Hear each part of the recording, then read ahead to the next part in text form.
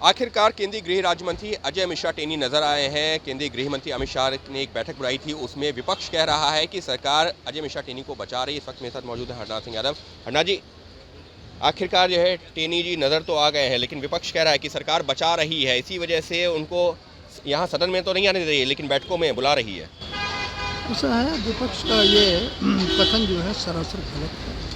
और टेनी मिश्रा कहीं पर भी गायब नहीं थे, कहीं पर छुपे नहीं हुए थे, खुलेआम अपना काम कर रहे थे।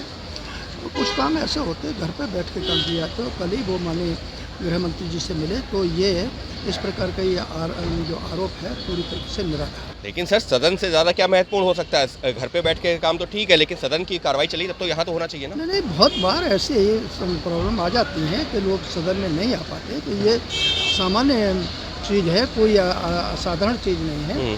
अच्छा, और फिर टेनी मिश्रा के ऊपर तो किसी प्रकार का कोई आरोप ही नहीं है।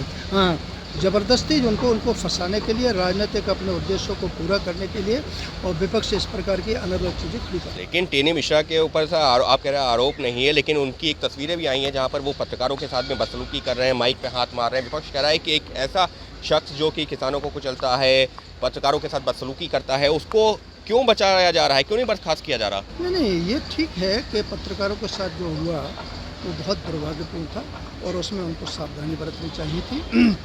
लेकिन उनको जिस तरीके से घेरने की कोशिश की जा रही है, जबरिया जेल भेजने की जो बार बार आवाज़ आ रही है, ये इससे मैं बिल्कुल सहमत नहीं हूँ। क्योंकि जिस प्रकरण में उनको दोषी ठहराया जाए, उससे उनका किसी प्रकार का कुछ भी लेना देना नहीं है। यानी साफ तौर पर बीजेपी सांसद हरनाथ सिंह यादव का ये कहना है कि आरोप उनके बेटे पर हैं, सीधे तौर पर उन पर नहीं है, लिहाजा उनको घेरने की जो कोशिश की जा रही है वो ठीक नहीं है, ये सिर्फ राजनीतिक मकसद से की जा रही है। Ankit Gupta, ABP news, Delhi.